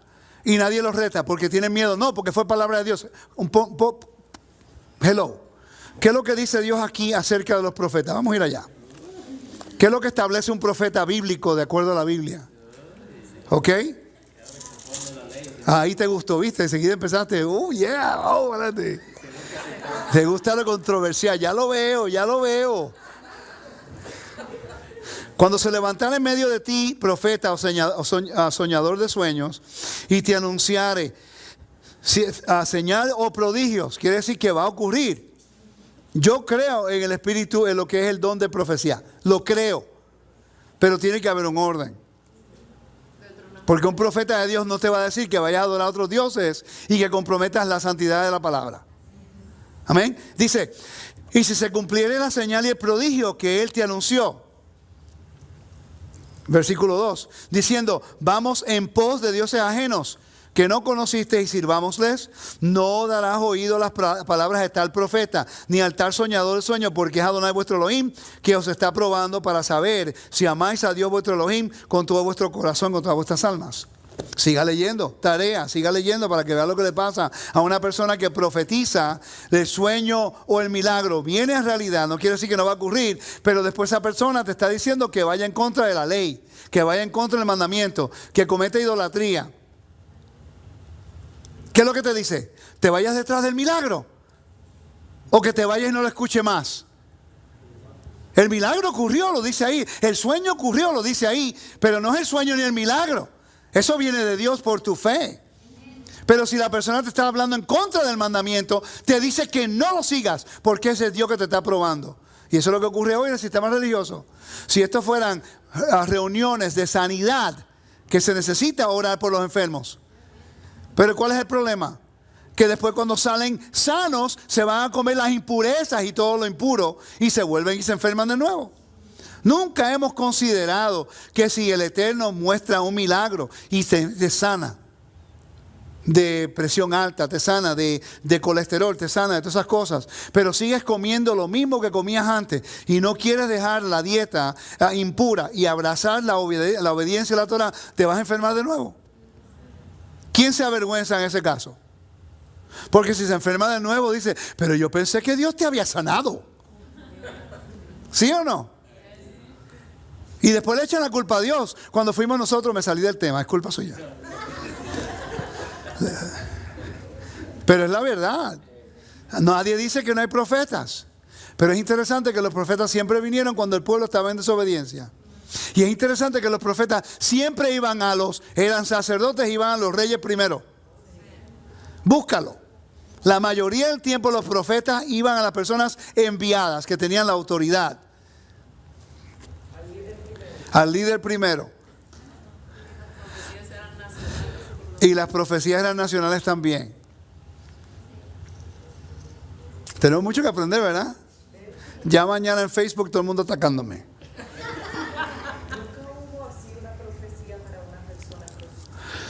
Que yo sepa, yo creo que sí, pero hay que buscarla. No recuerdo. El ministerio de Yeshua es para reunir a los dispersos, a los exiliados de Israel. La próxima historia tiene que ver con una nueva creación. ¿Ok? Hablamos acerca de Efraín y los peces. Ahora vamos a hablar de otro evento. El evento es Yeshua sana a la mujer con flujo de sangre. ¿Qué tiene que ver todo esto? Vamos a hablarlo aquí ahora, porque por alguna razón u otra, hay personas que piensan que Yeshua no podía ser ritualmente impuro, porque él es el Mesías y Él es divino y es imposible para que Él se convierta ritualmente impuro. Porque se confunde lo de... El micrófono, por favor. Ven acá, Yoli, porque tengo que avanzar, mi amor. Esa es mi esposa, Yoli, mi esposa. Si le llamo mi amor, es mi esposa. Lo que pasa es que la gente confunde ritualmente impuro con pecado y no tiene nada que ver con pecado. Repítalo de nuevo, señora. Que la gente confunde estar ritualmente impuro con pecado y eso no tiene que ver absolutamente nada con pecado. Gracias. Quería oír tu voz por segunda vez, está bien. Ella tiene toda la razón. Estar ritualmente impuro no le quita a Yeshua su divinidad y no le quita a él su función. Porque es un hombre que vino a morar, que es divino, pero vivió como un hombre. ¿Sí o no? Ok, entonces no fue al baño. Sí, porque si él era tan perfecto, quiere decir que no va a tener ninguna función como nosotros. Discúlpame, pero es la verdad. ¿No comió? Entonces, él pasó y sufrió algunas cosas. Él tocó a una mujer impura y resucitó muertos, tocó a una persona impura. Ahora, él estaba impuro hasta la noche. Y ya. ¿Cuál es el problema? La falta de conocimiento de entender lo que es pureza ritual y el templo. Queremos poner a Yeshua como que era completamente intocable de todo, cuando en realidad el mismo libro de Hebreos te dice que él sufrió todo lo que nosotros sufrimos. Eventualmente él había tocado a alguien que estaba ritualmente impuro. Aunque no ha hecho nada malo, pero estaba ritualmente impuro. Era parte de la cultura. Todos nosotros estamos ritualmente impuros. ¿Eso quita que somos buenas personas, que somos gente del reino? No. Estamos todos ritualmente impuros. Dice, había entre la gente una mujer que hacía 12 años padecía de hemorragias. Ok, mujer, ¿qué representa? 12, ¿qué representa? Hemorragias, ¿qué representan? Leemos el versículo, pero no conectamos con las profecías. Ok. La nación de Israel es como una mujer impura. Ezequiel 36, 17 dice, lector. Está ahí mismo.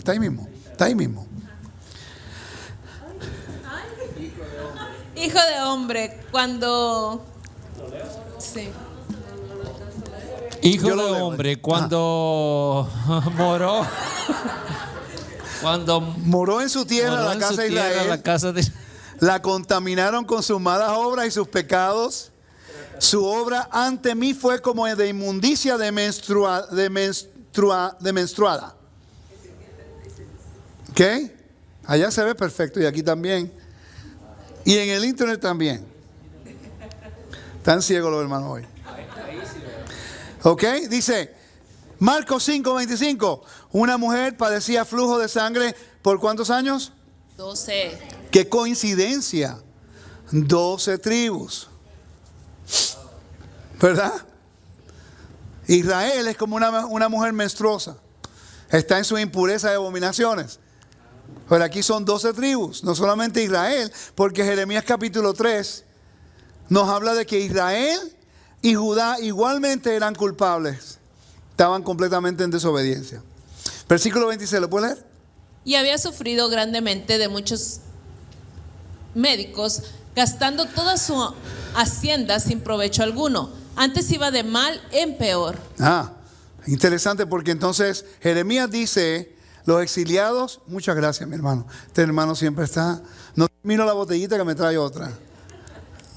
Facilitador, estoy muy agradecido, es un gracias. Los exiliados de Israel no encuentran un doctor. Jeremías 8:22 dice, por ventura no había bálsamo en Galaad, ni había médicos allí. ¿Cómo pues no surgió la curación de la hija de mi pueblo? Versículo 30 del capítulo 30, versículo 4. Estas son las palabras que ha pronunciado Adonai sobre Israel y Judá. Versículo 12. Así pues dice Adonai, es incurable tu herida, tu llaga sin remedio. 30:13. No hay para tu úlcera remedio, no tienes curación. Interesante. La profecía de Jeremías dice que Israel no tiene curación porque está en un sistema tan depravado que está enfermo, mental, físicamente, completamente. Y hay una mujer, da la casualidad que hay una mujer que está enferma 12 años, no 20, no 30, no 5, no 10, 12, y que no había médicos que le podía ayudar, y la profecía habla acerca de Israel como una mujer menstruada que tiene un flujo de sangre fuera de lo normal, y de repente son 12 tribus que están infectadas de ese tipo de impureza moral, que en este caso es moral. La condición que Israel tenía era moral, la condición que la mujer tenía era ritual. ¿Me está siguiendo la diferencia? ¿Ok? Sino que están haciendo una conexión entre la condición profética de Israel con la condición ritual de esta mujer. Ahí ya me perdí. Ok, volvemos. Está la pureza ritual y la pureza moral. En el profeta Jeremías, cuando habla de Israel como la mujer menstruosa, ¿ok? Es porque ella ha pecado moralmente. Entonces la profecía está hablando del pecado moral de Israel, pero está utilizando el ejemplo de una mujer que tiene una impureza ritual. En este caso, el flujo que tiene la mantiene ella ritualmente impura para poder entrar al templo y hacer eso. No es naturalmente moral, porque es una función que la mujer tiene de su menstruación y a veces se alarga. Dígame. Cuando hablamos de impureza moral, estamos hablando de pecado. Bueno, pero hay diferentes transgresiones. Estamos hablando de lo que es idolatría, a lo que es fornicación, que es adoración a otros dioses con sexo ritual. Estamos hablando de comer comida, adulterio. Estamos hablando de lo que es homosexualismo. Estamos hablando de lo que es idolatría, hechicería. Todo eso. Pero pero es un nivel de pecado más grande. Es rebelión. Porque hay diferentes niveles de transgresión. Ese es el problema. Cuando decimos pecado, podemos todo bajo la misma tipo de cajita. Cuando en realidad en la Biblia está Adon Pesha Hataat. Hay 3 diferentes niveles de transgresión. Como si una persona comete homicidio, entonces el juez se sienta y hay jurado. Y la evidencia trata de tratar de probar que la intención de esa persona era de matar a esa persona a la otra en premeditación o por accidente. ¿Cuál fue la intención de esta persona cuando se levantó en la mañana? ¿Matar a cualquiera de ese tipo? ¿O fue algo en accidente? Y ahí viene primer grado, segundo grado, tercer grado. ¿Ve? Entonces no podemos decir pecado como una palabra universal, porque hay diferentes niveles de transgresión. No habían sacrificios para idolatría, para adulterio. No habían ofrendas. Ya ese es el nivel más alto de pecado en contra de Dios. Rafi, ¿va a decir algo? Pero tiene que venir al micrófono. Pecado significa transgresión de la ley. Eso es una de las definiciones, sí, porque la ley y todo eso está dentro de la ley. La mujer no aparece como nidá, sino como sabaj. ¿Explica la diferencia? Como nidá es la menstruación normal y sabaj es cuando tiene muchos días más allá de la menstruación. 12 años en este tiempo. ¿Ok? Gracias. Ya sabemos que la mujer representa, ¿no? Sabemos su condición, ¿no? Sabemos ahora qué representa su condición y que la historia te dice, no tenía médicos, nadie sabía. Okay. Había una mujer que sufría de hemorragia desde hace 12 años. Desde hacía 12 años. Había sufrido muchos médicos y había gastado todo lo que tenía. Y de nada le había aprovechado. Más bien, iba de mal en peor. Cuando oyó hablar de Yeshua, vino por detrás de él la multitud y tocó su manto. Para una persona del sistema religioso cristiano, es cualquier manto. Pero en realidad, ¿cuál es el mensaje que ella quería llevar? ¿Por qué el manto? Había una enseñanza de que en el manto de un hombre justo había sanidad. El judaísmo sabe de eso. ¿Ok? Oh, sí. Es una enseñanza dentro del judaísmo, ¿verdad, Rafi?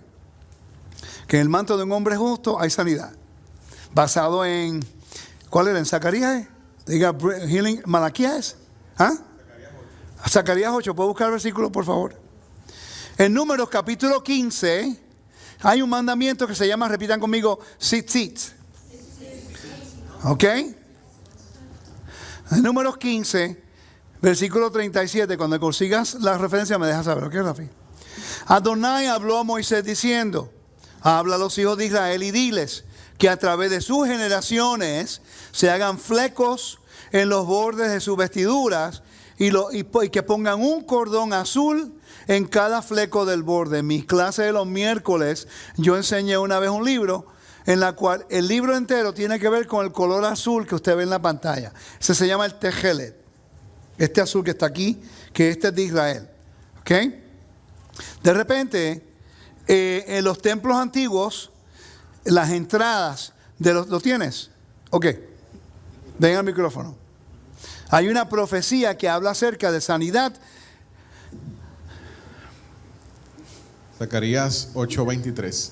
Así dice Adonai Sebaot: en aquellos días acontecerá que 10 hombres de todas las lenguas de las naciones asirán fuertemente por la orla a un judío, diciendo: dejadnos ir con vosotros, porque hemos comprendido que Elohim está con vosotros. Pero hay otro, que el sol de justicia traerá. Ese es Malaquías. Ese está hablando acerca, Malaquías capítulo 3. Gracias, Rafi.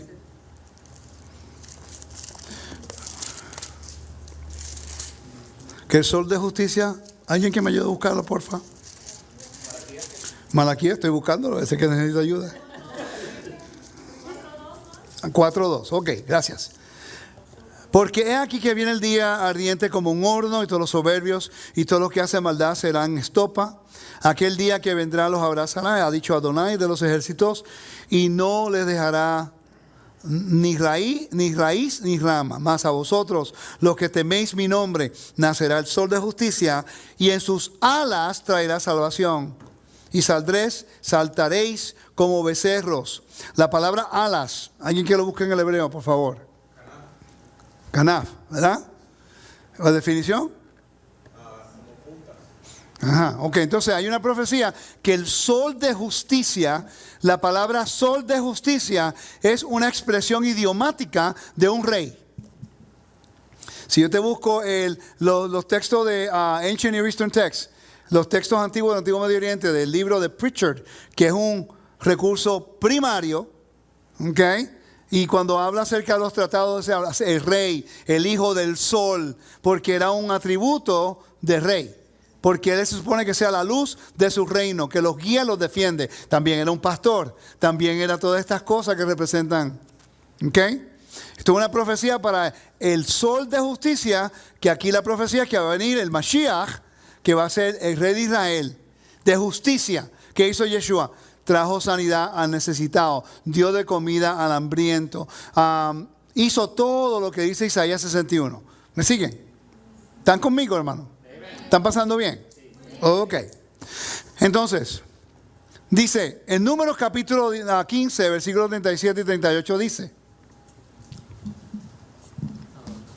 Adonai habló a Moisés diciendo: habla a los hijos de Israel y diles que a través de sus generaciones se hagan flecos en los bordes de sus vestiduras y que pongan un cordón azul en cada fleco del borde.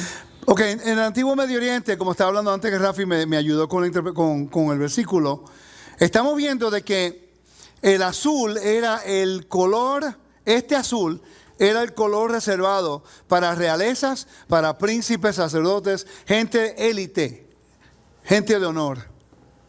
¿Ok?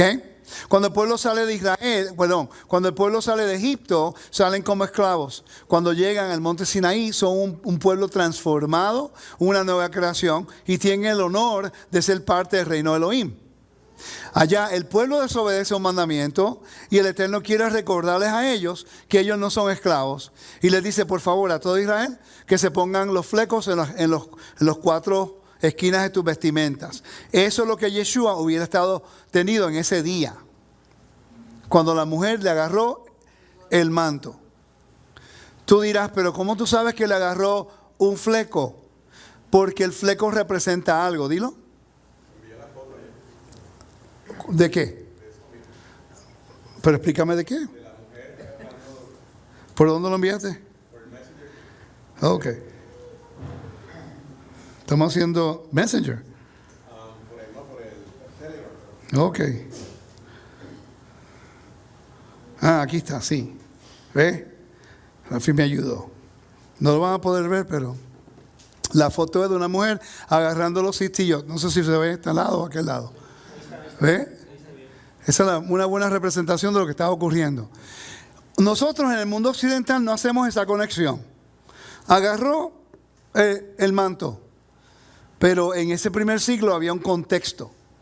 La Biblia no dice que fue los cistillos, pero una persona en una condición entendía lo que lo que el cistil se representaba. Y recuerden que en ese tiempo una persona que estaba enferma pensaban que eran los demonios atacándolos o que habían hecho algo malo, y ella quiere regresar al convenio, ella quiere regresar al estatus de poder ser libre de esa hemorragia y poder entrar a los lugares donde no podía. ¿Ok? Entonces, en Números 35, versículo, ¿yo leí esos dos? No, el 39 y 40, ¿puede leerlo, por favor? Los flecos servirán para que al verlos os acordéis de todos los mandamientos de Adonai, a fin de ponerlos por obra, y para que no vayáis en pos de vuestro propio corazón y de vuestros propios ojos, tras los cuales os habéis prostituido. Quiere decir que los cistis tienen un propósito para que nosotros obedezcamos el mandamiento. Será posible que la condición de esta mujer que representa a las 10 tribus de Israel, que están en sus abominaciones, que están fuera del mandamiento, que están enfermos y ahora ven al sol de justicia caminando entre el pueblo y quiere regresar al mandamiento. ¿Será posible? Ese es el mensaje que nos quiere dejar llevar la historia.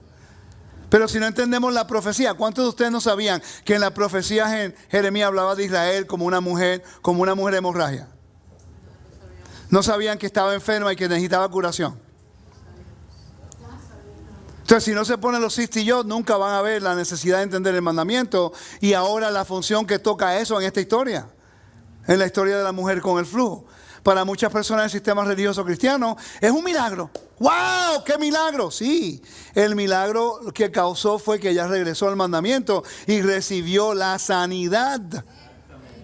La gente quiere milagros. Sí, se tiene que orar. El Eterno puede hacer milagros. Amén. El Eterno se puede mover en la alabanza. Amén. El Eterno se puede ministrar en la adoración. Amén. Nadie descarta de eso. Pero venir al mandamiento es para que estemos, how we say hold in Spanish, to be whole. Not a quick healing, but to be whole. Las personas quieren una sanidad y después regresan a su forma regular de estilo de vida y se vuelven a enfermar. Pero cuando entramos y nos arrepentimos y el Eterno nos perdona, ahí comienza el proceso de sanidad. Cambia de adentro hacia afuera.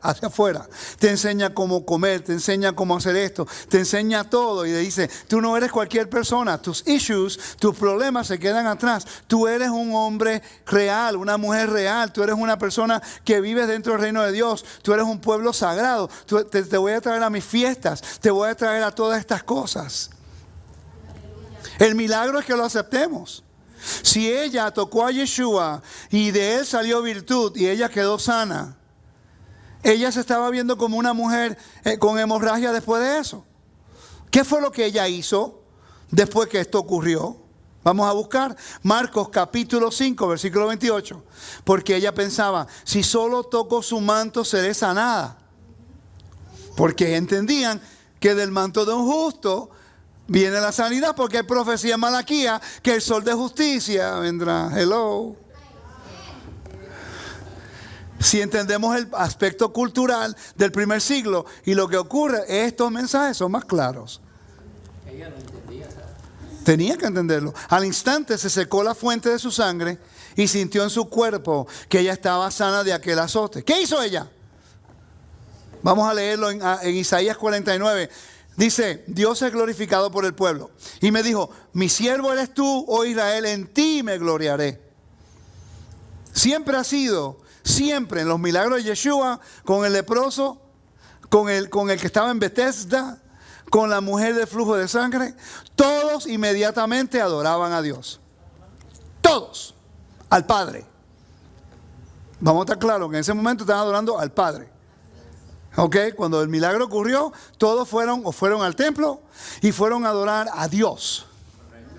Estoy seguro que danzaron, hicieron alabanzas, adoraron, hicieron todo, trajeron ofrendas Porque el milagro causó que se acercara al mandamiento, no es que se alejara al mandamiento. Eso es una señal. Cuando hay un milagro, ¿qué ocurre con esa persona? ¿Se acerca al mandamiento o se aparta del mandamiento? Si se aparta, no es una persona agradecida. Porque una persona con reciprocidad viene al recurso que le dio la sanidad. Dígame.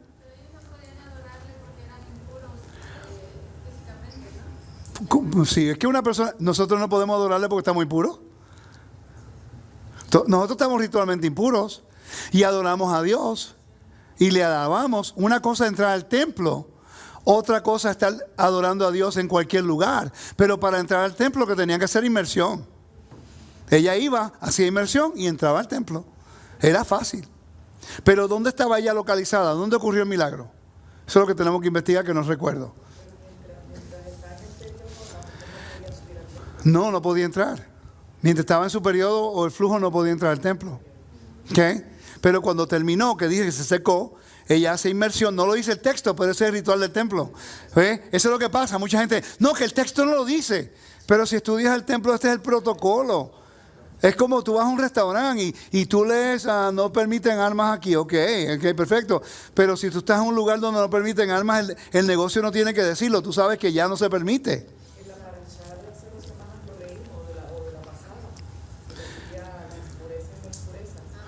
Habla el micrófono, por favor. Sí, que las parashas pasadas lo leímos, que habla de las impurezas, las purezas, las impurezas y cuándo había que hacer inmersión. Estoy tan orgulloso de ella. Me pone atención. Isaías 35:2 dice: florecerá y exultará y dará cantos de triunfo. Le será dada la gloria del Líbano, la magnificencia de Carmelo y del Sarón. Ellos verán la gloria de Adonai y la magnificencia de nuestro Dios. Isaías 35:10. Y volverán los rescatados de Adonai. Vendrán a Sión con grito de júbilos. Y alegría eterna será sobre sus cabezas. Gozo y alegría alcanzarán y huirán la tristeza. ¿Ok? ¿Qué hago aquí? ¿Se me fue esto? Ok. ¿Están conmigo? Dice Ezequiel 39:21. Haré ante las gentes muestras de mi gloria, y todos verán las justicias que yo hago y los castigos con que hiere mi mano. 39:25 dice: por tanto dice Adonai, Señor Adonai, ahora voy a hacer volver la cautividad de Jacob, tendré misericordia de la casa de Israel, velando por mi santo nombre. Todo tiene que ver con el nombre de Eterno. Versículo 27 dice: cuando los saqué de entre las gentes y los reúna de las tierras de sus enemigos y me santifique a los ojos de las gentes.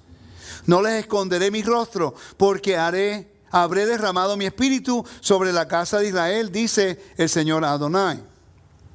Quiere decir que nosotros vamos a glorificar al Eterno porque Él nos ha sanado. ¿Sí o no? ¿Cuántos de ustedes están agradecidos de ser siervo de Dios? Todos hemos sido sanados, ¿sabían eso? ¿Qué fue lo que Él nos ha prometido de que vamos a ser sanos? ¿De qué? De la muerte. ¿Sí? ¿Somos agradecidos? ¿No vamos a glorificar y alabar a Dios porque nos ha dado un regalo que no merecemos? Pero si el Eterno no hubiera establecido y restaurado a su pueblo primero, ¿puede entonces ir a un pueblo gentil si su pueblo no está escuchando? Ahora, a los suyos vino y a los suyos no recibieron. Muchos usan eso como si fueran todos los judíos. Estamos hablando, algunos de los líderes no lo recibieron, pero el pueblo sí. Lo recibieron casi como rey cuando entró a la ciudad. No fueron ellos que lo rechazaron para crucificarlo, fueron los líderes que lo rechazaron. ¿Ok? A los suyos vino, a los suyos no lo recibieron. Muchos no recibieron a Yeshua, pero muchas cantidades sí. ¿Por qué? ¿Por qué? Cuando dice los suyos, ¿a quién se refiere? Se refiere a personas que no lo recibieron, y a líderes que no recibieron. Nicodemo lo recibió. ¿Ok? Pero muchas personas de Israel lo recibieron. Sí, muchos. ¿Ok? Cuando él muere y resucita, muchos lo recibieron. 5,000, 3,000, después miles más. Entonces, el hecho que dice no, que no lo recibieron y que fueron gentiles porque los judíos no querían, eso es falsedad, eso va en contra de lo que dice el texto. Un recurso primario te está diciendo que aunque es que Lucas escribió el libro mucho tiempo después de los eventos que ocurrieron. Sí, pero estaba en el primer siglo y todos se conocían. ¿Sí o no? Lucas le escribió a un sacerdote 2 cartas. Lucas, la carta de Lucas y Hechos a Teófilo. Quiere decir que Teófilo, el sumo sacerdote, el abuelo de Teófilo, conocía a Lucas. Si conocía a Lucas, conocía a Pablo. Si conocía a Pablo, conocía a Santiago. Y todos se conocían, porque el evangelio creció grandemente en el primer siglo. Pero es interesante que todos guardaban la Torá, no había ningún conflicto. En esta historia, entonces la mujer impura y la restauración de Israel, ¿qué representa la historia? La mujer representa la condición abominable en la cual Israel se encontraba. 12 años representa las 12 tribus. Flujo de sangre representa a Israel como impuro moralmente en este caso. ¿Ok? Fuera del campamento, que ella no podía entrar, era separación con la comunidad, no podía entrar en comunión con Dios porque no podía tener acceso. Los cistillot representan el mandamiento, ella regresó al mandamiento, que no lo puse bien ahí. Los 5 nudos, ¿qué tiene el cistit? Vamos a ver, tienen 5 nudos, 1, 2, 3, 4, 5. ¿Ok? Y entonces cada está hecho diferente, que uno es más grande que el otro, ¿ves? Está aquí. Entonces, es el valor numérico del nombre de Dios. Yod-Heh-Vav-Heh. Valor numérico 26. ¿Ok? Por eso que cuando se agarra cada letra del nombre de Dios, Yud es 10. Hey, ¿cuántos son? 5. Vav es ¿cuánto? 6. Hey son 5. Entonces ellos hicieron una muestra. La Biblia no te dice que tiene que hacerlo así. Pero ellos dijeron, vamos a utilizar lo que el mandamiento dice para enviar un mensaje. El mandamiento, los 5 libros de Moisés, el mandamiento por el nombre de Dios, 8 hilitos con uno azul. El azul representa realeza, el 8 es el número de resurrección. Y cuando la mujer agarró el tzitzit de Yeshua, ella está diciendo, yo quiero regresar al convenio, honrar el nombre de Dios y creo en la vida eterna y ahora soy parte real del pueblo de nuevo. De repente ahora, los milagros de Yeshua tienen un torno profético si solamente entendemos lo que dicen los profetas. Amén. Y ahora podemos ver la reconciliación de las 12 tribus de Israel en el mensaje de Yeshua y en los milagros de Yeshua, en resucitando al muerto, sanando al leproso, sanando la mujer con el flujo, la parábola del hijo pródigo. Todas estas cosas tienen que ver con la restauración del reino. Si entramos en el tema de nueva creación, orden y caos, honor y vergüenza, wow, ahí sí que nos ponemos bien, un manjar de información en todo lo que nos habla el libro de Marcos, el libro de Lucas, el libro de Mateo y Juan. Podemos verlo un punto completamente diferente. Si nos vamos a buscar el antiguo Medio Oriente y el mensaje que Yeshua está llevando utilizando los profetas, vamos verdaderamente a entender por qué caminó en el agua. Ya ustedes saben por qué caminó en el agua. Pero ustedes nunca se preguntaron por qué Yeshua fue al mar de Galilea a comenzar su ministerio cuando él nació en Betlehem. Él nació en Belén. ¿Por qué no se regresó a Belén, pues? Él era de Judea, él no era de Galilea. Ser parte de Galilea no era algo bueno en aquel tiempo. ¿Sabes? Prefirió quedarse en Galilea y convenció. Por cierto, Menachem Schneerson, que es un recurso como ni primero, ni segundo, ni décimo, pero es el recurso número 1 de los Chabad. Que él en su libro, él dijo que el hijo, el Mashiach, Ben Yosef, aparecerá en el área de Galilea. Él lo dijo. Porque ahí comenzó la dispersión de Israel. Que parte del judaísmo entiende que cuando el Mesías se revele en Israel, comenzará su ministerio entre los dispersos de Israel. Porque la función era, y él lo dijo, yo no he sido enviado sino a los dispersos de la casa de Israel. Cuando él vino a cumplir su misión, entonces él le dijo a los discípulos que agarraran 70 personas y se fueran 2 de 2 a todas las naciones, 70 naciones, pero la casa fue restaurada primero. Están viendo la importancia ahora de la restauración del reino, pero no de la forma típica que se enseña. No, somos Efraín, no, Efraín, somos la casa de Israel y vamos a eliminar a Judá. Pues sabemos que el problema es con las 12 tribus, no solamente con las 10 tribus. No podemos entrar a Israel y descartar que somos hermanos de los que están en Israel. Ese es el problema que está ocurriendo. Se está entrando un antisemitismo dentro de todo esto y no queremos tener ninguna conexión con nuestros hermanos en Israel. Yo entiendo que muchos de ellos son seculares, no estoy hablando de ellos. Yo entiendo que algunos son extremistas en la religión. También yo entiendo que ellos no han aceptado a Yeshua como el Mesías. Yo entiendo eso. No estamos hablando de eso ahora mismo. Pero si guardan el sábado, guardan las fiestas y comen limpio, tenemos algo en común. Leen la Torah y estudian la Torah. De repente no como usted y yo lo hacemos. Y no reconocen a Yeshua. ¿Por qué? Cuando oran por el Mesías 3 veces al día. No oran para que el Mesías venga todos los días. 3 veces al día. Es parte de Shmoneh Esrei Amidah. 3 veces al día. ¿Verdad que sí, Rafi? Y estamos orando por la redención. Kibbutz Galiot. La oración del exiliado, que suene el shofar, el gran shofar de nuestra libertad. 3 veces al día, orando la misma oración. Pero, ¿cómo vamos a decir que ellos no están buscando el Mesías? ¿Por qué no ven a Yeshua como el Mesías? Vamos a hacer esa pregunta. Olvídate del por qué ellos no lo creen. Porque obviamente la historia no nos ayuda en esto. El pogroms, las inquisiciones, el holocausto en la Segunda Guerra Mundial, esas cosas no nos ayudan. Pero ¿por qué no venga Mashiach en nosotros? Cambiando calendarios, cambiando el nombre, cambiando las fiestas. Ser un poquito antisemita, que no queremos nada con, Sanedrín, no importa. La Mishnah no importa, el templo no importa. Que es judío, que guarda Torah, que entiende estas cosas, quiere saber con gente que no quiere abrazar lo que la Torah dice. Entonces, somos un poquito culpables de que no hemos sido un buen ejemplo. Por eso yo he decidido regresar al mandamiento para yo hacer lo posible. Lo que yo puedo controlar es tratar de compartir con ustedes el mejor balance posible.